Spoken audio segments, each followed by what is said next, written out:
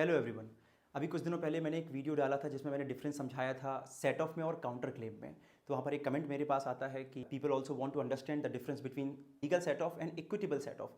Legal set off और equitable set off थोड़ा सा और कॉम्प्लिकेटेड टर्म होता है समझने के लिए। हम बहुत बार इन टर्म्स को पढ़ लेते हैं बट फिर भी समझने में बहुत दिक्कत होती है क्योंकि बहुत ही minute and thin line differences होते हैं इन सब में। Let's clarify those concepts today. तो लीगल सेट ऑफ क्या होता है पहले हम ये समझते हैं। लीगल सेट ऑफ हमेशा दिया जाता है जहां पर असर्टेन्ड सम ऑफ मनी हो या असर्टेन्ड अमाउंट हो। जब भी मैं बोलता हूं असर्टेन्ड सम ऑफ मनी, इसका मतलब ये नहीं है कि वो मनी जो प्लेंटिफ ने एडमिट कर ली हो। असर्टेन्ड सम ऑफ मनी वो मनी होती है जिसको हम बोलते हैं liquidated amount, which is exactly contrary to unliquidated amount.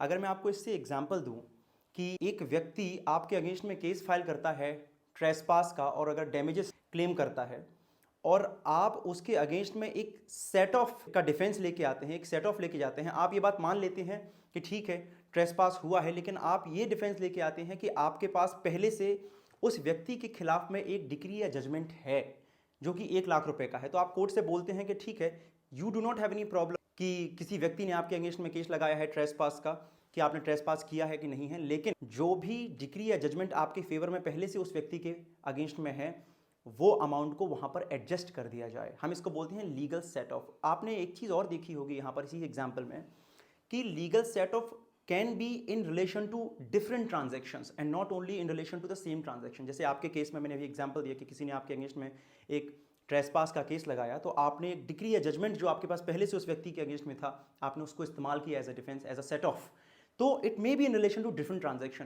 तो लीगल सेट ऑफ में हमें दो चीजें याद रखने की जरूरत है कि ये असर्टेन सम ऑफ मनी से रिलेटेड होता है and second it may be in relation to different transactions. लेकिन जब हम इक्विटेबल सेट ऑफ की बात करते हैं, इक्विटेबल सेट ऑफ को समझने के लिए हमें पहले इसका लॉजिक समझना होगा कि अगर आपने कभी भी कोई सूट फाइल किया अपने क्लेम फॉर डेट का किसी ऐसे व्यक्ति के अगेंस्ट में जो कि अपने सेट ऑफ ले रहा हो, तो आप दोनों के सूट में इतना कनेक्शन होना चाहिए कि कोर्ट आपके सूट को सेपरेट फाइल अगर करने के लिए आपको बोले तो आपको इनजस्टिस हो जाए, वो इनइक्विटेबल हो जाए।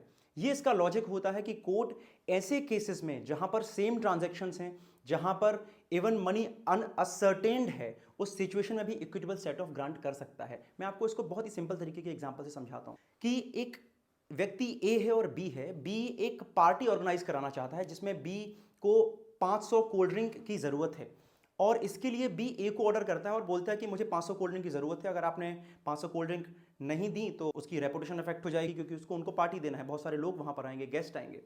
ए इस बात से एग्री कर लेता है कि वो 500 कोल्ड ड्रिंक सप्लाई करेगा। जिस दिन पार्टी होती है ए बी को केवल 200 कोल्ड ड्रिंक पहुंचाता है और बोलता है कि वो 300 कोल्ड ड्रिंक थोड़ी देर में पहुंचा देगा, लेकिन ए 300 कोल्ड ड्रिंक्स जो रहती हैं रिमेनिंग उनको नहीं पहुंचा पाता है और बी इस कारण से ए के पैसे भी नहीं देता है कि हमारी तो बात हुई थी 500 कोल्ड ड्रिंक सप्लाई करने की। इस सिचुएशन में ए अपने 200 कोल्ड ड्रिंक के पैसे रिकवर करने के लिए कोर्ट में केस फाइल करता है, recovery of money for these 200 cold drinks which he has sold to B. B यहां पर ये एक्सेप्ट करता है कि उसने 200 कोल्ड ड्रिंक खरीदी है, लेकिन वो ये बात भी लेके आता है कोर्ट के सामने कि जो हमारा एग्रीमेंट हुआ था वो 500 कोल्ड ड्रिंक का हुआ था और जो 300 कोल्ड ड्रिंक मुझे सप्लाई नहीं की गई है उसकी वजह से मुझे भी डैमेजेस हुआ है। यहां पर आप देखेंगे कि बी को भी नुकसान हुआ है। यहां पर बी सेट ऑफ में एक अनअसर्टेन्ड सम ऑफ मनी लेके आता है but it is in relation to the same transaction. तो हमें इक्विटेबल सेट ऑफ में दो चीजें समझने को मिल रही हैं। पहला कि it can be in relation to unascertained sum of money और दूसरा it has to be in relation to the same transaction. अगर ये सेम ट्रांजैक्शन से नहीं होगा तो इक्विटेबल सेट ऑफ नहीं मिलेगा।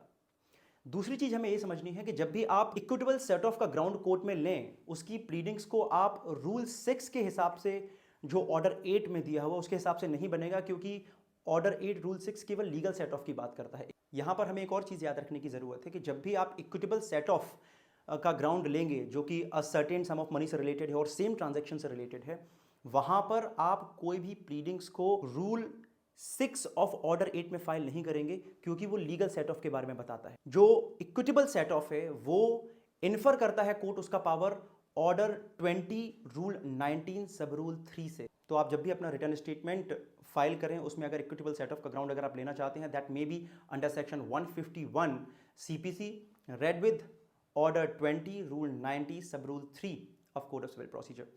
दूसरी बात हमें ये याद रखनी है कि जो मैंने आपको एग्जांपल दिया अभी इक्विटेबल सेट ऑफ का, ये काउंटर क्लेम से कैसे डिफरेंट है। काउंटर क्लेम में हम कोई भी चीज़ एक्सेप्ट नहीं करते हैं प्लेंट की, कोई भी मटेरियल फैक्ट हम एक्सेप्ट नहीं करते हैं। लेकिन इक्विटेबल सेट ऑफ में हमने एक्सेप्ट किया कि हमने 200 कोल्ड ड्रिंक खरीदी थी। अगर हम यहीं पर ये बोलते कि हमने 200 कोल्ड ड्रिंक भी नहीं खरीदी है, that would have become the case of counter claim, अगर हम उसमें कोई और चीज़ भी मंगा रहे होते। तो इक्विटेबल सेट ऑफ में और काउंटर क्लेम में भी डिफरेंस है। इक्विटेबल सेट ऑफ में हम एक्सेप्ट कर लेते हैं, लेकिन हम in relation to the same cause of action, in relation to the same transaction अपना भी क्लेम सामने लेके आते हैं। बट काउंटर क्लेम में हम एक्सेप्ट नहीं करेंगे। अगर आप इस कॉन्सेप्ट को थोड़ा और डिटेल में पढ़ना चाहते हैं तो मैं आपको 2 जजमेंट बताता हूँ। पहला जजमेंट है Kishore Chand versus Mudhoji 1880 Bombay high court, और दूसरा जजमेंट है Niyaz versus Durga 1893 Allahabad high court. See you tomorrow.